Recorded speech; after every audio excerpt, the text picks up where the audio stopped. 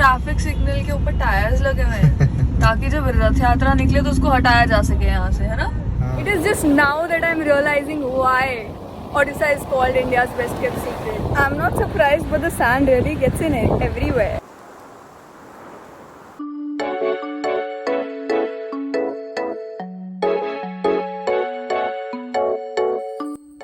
Our next day in Odisha began with a trip from Bhubaneswar to Puri, and we had Deepak Bhaina who was driving us there. We had just left Bhubaneswar to go to Puri और सुबह निकल गए हैं and रास्ते में somebody told us कि दही बड़ा खाना चाहिए breakfast के लिए, तो we're at a stall right now.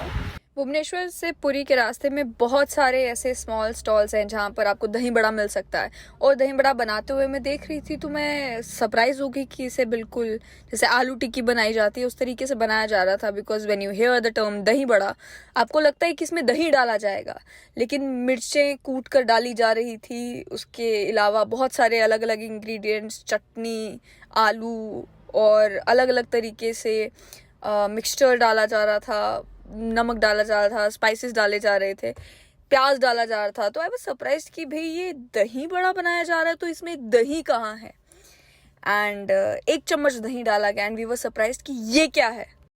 Because I was hungry और ब्रेकफास्ट किया नहीं था, हमने कहा चलो ट्राई करके देख लेते हैं. इवन तो दही बड़ा के नाम पर ये धोखा था क्योंकि इसमें दही नहीं था, but when I tested it, it still tested kind of fine. Bhubaneswar से पुरी जाने में even if you stop for dahi vada 1 घंटा लगता है पहुंचने में, ज़्यादा से ज़्यादा 1.5 घंटा. ये ट्रैफिक सिग्नल के ऊपर टायर्स लगे हुए हैं ताकि जब रथ यात्रा निकले तो उसको हटाया जा सके यहाँ से, है ना? तो जब रथ यात्रा निकलती है तो फिर इधर से जिन लोगों ने जाना है या उधर से जिन्होंने आना है वो कैसे आते हैं?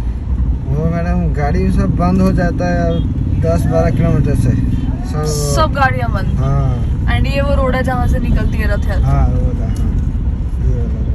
दीपक भाईना ने बताया कि जिस समय रथ यात्रा होती है उस समय ये स्टॉल्स, दुकानें, ठेले सब यहाँ से हटा दिया जाता है. और पुरी के इस रोड पर जब आप आएंगे तो सामने आपको जगन्नाथ मंदिर नजर आएगा. कार को पार्किंग में लगाकर we took a rickshaw ride ताकि हम मंदिर के नजदीक पहुंच सके. और क्योंकि जगन्नाथ मंदिर इतना पॉपुलर है, मेरी एक्सपेक्टेशंस भी बहुत high. Heading through Puri market and that's the famous Jagannath temple, 4 धामों में से एक धाम, जिसके बारे में बहुत सारी कहानियाँ ऑलरेडी बहुत पॉपुलर है. That's the temple.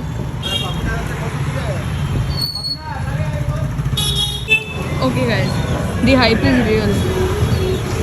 मतलब it's so magnificent. जितना मर्जी कोशिश कर लो वो फर्स्ट व्यू जो टेम्पल का दिखता है वो आप अपने दिमाग से निकाल नहीं पाते. फर्स्ट ग्लांस पर ही इतना मजेस्टिक लगता है ये मंदिर. Now enjoying the rickshaw ride out of here till the parking. मंदिर के अपने कुछ कानून हैं, तो आप मंदिर के अंदर फ़ोन नहीं ले जा सकते और अंदर कुछ रिकॉर्ड नहीं कर सकते, बट बाहर के व्यू हम आपको दिखा सकते हैं. मंदिर बहुत ज़्यादा क्राउडेड होता है, लंबी लंबी लाइनों में लगना पड़ता है, लेकिन इट्स वर्थ इट. और ये मंदिर के साथ ही में एक मार्केट है जिसके आसपास के स्ट्रक्चर्स जब आप देखोगे तो वो भी बहुत हिस्टोरिक है. Rickshaw is the ideal way to travel to and from the temple.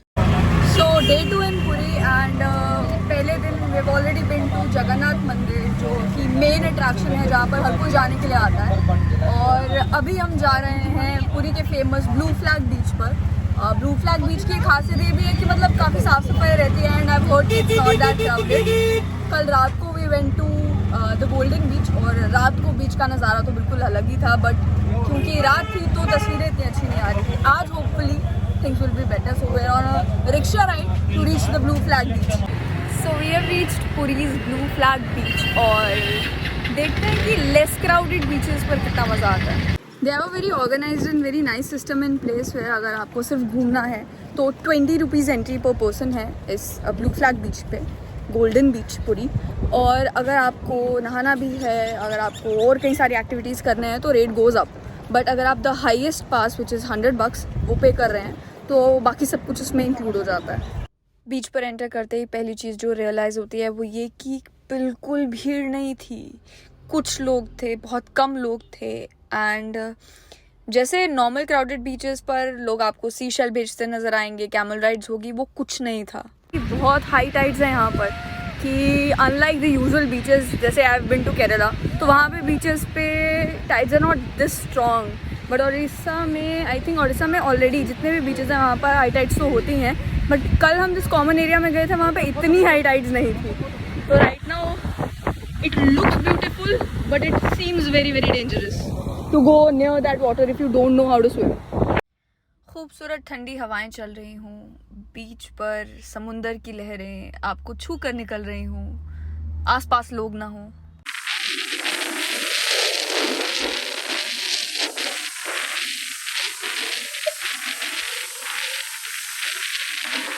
जितनी देर से निकलूं मैं भाग ले जाए नीचे लगे।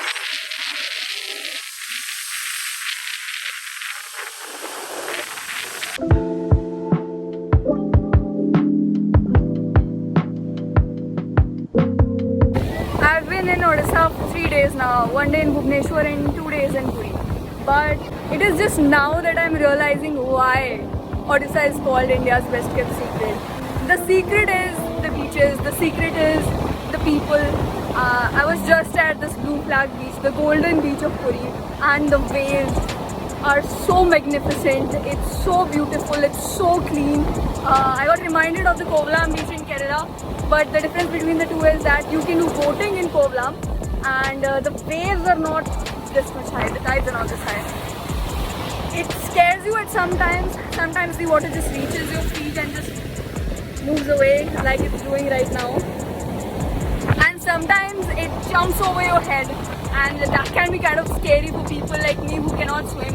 But I'm so happy that I got a chance to come here.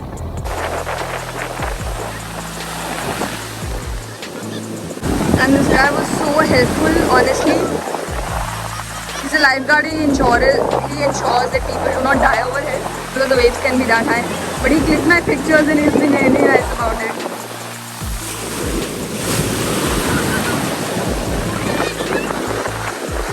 You're not safe even while standing on this patch of because when the waves come,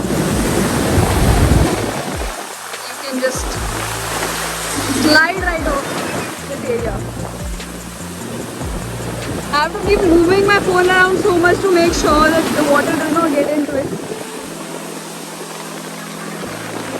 Same way that I have to wear these glasses all the time so water doesn't get into my eyes. It may look like it's beautiful, but the sand really gets everywhere. So does the salty water. People are really enjoying over here.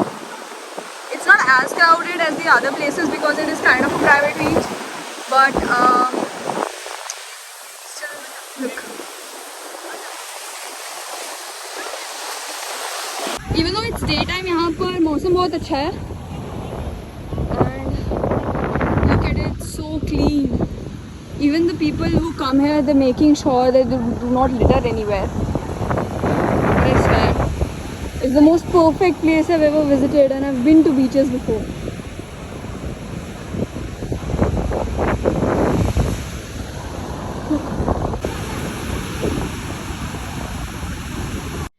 ये समुंदर की लहरें दिखने में जितनी खूबसूरत लगती हैं उतनी ही खतरनाक भी होती हैं, खास तौर पर ऐसी जगहों पर जहाँ पर टाइड्स इतनी ऊंची हैं, आपको कभी बहा कर ले जाएं आपको मालूम ही नहीं चलेगा। तभी वार्निंग दी जाती है कि आप किनारे के नज़दीक रहें और ज़्यादा पानी में ना जाएं। I'm not surprised, but the sand really gets in everywhere. And for people like me with the curly hair, the mess can be really hard to manage.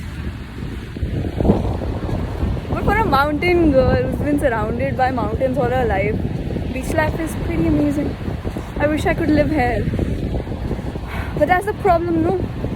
If you lived where you love to go for a vacation, then where would you go for a vacation? One thing we haven't been able to tolerate here is the Odia cuisine. It's good and all, but हमारे North Indian taste को नहीं suit कर रहा है. इसीलिए we are out here trying to find a dosa place. कल जो डोसा मिला था वो बहुत अच्छा था, लेकिन the seller is not here today. So we are all exploring, finding dosa spots. Dosa तो मिल गया, लेकिन डोसा में चुकंदर क्यों डाला यार? It is evening already and I'm still not tired of Puri beaches और Blue Flag beach से निकल कर आ चुके हैं. Now right now it's something called the Lighthouse beach. There's a lighthouse tower realise कि रात को बीच पर आने का मज़ा ना कुछ अलग ही होता है कि दिन में you're all about taking pictures, getting the right shot and दिन में भी you can absorb a lot of the beauty but रात को ना ambience और vibe ही अलग होती है।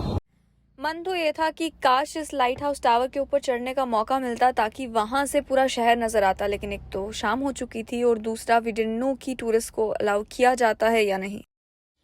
इतनी रात को there is nothing much that you can do on the beach except आराम से कुर्सियों पर बैठकर ठंडी हवा का आनंद लेते हुए खूबसूरत सा नज़ारा देखें, समुंदर की लहरों को बहते हुए देखें और उसी में अपना एक मज़ा है। It has a very calming effect. Relax करना हो तो इसी तरीके से रात को बीच पर आकर आराम से 1-2 घंटे अगर आप बैठ जाते हैं तो बहुत मज़ा आता है। पुरी में ये दिन मेरा आखिरी दिन था और मन नहीं कर रहा था इस शहर को भी छोड़कर जाने का। I think out of all the places Mumbai, Bhubaneswar, Puri, मुझे पुरी बहुत अच्छा लगा। मुंबई के बाद नंबर 2 बट मेनली बिकॉज मुझे समंदर से बहुत लगाव है। कभी मौका मिले तो ज़रूर जाइए। बहुत खूबसूरत शहर है, खूबसूरत लोगों से भरा हुआ।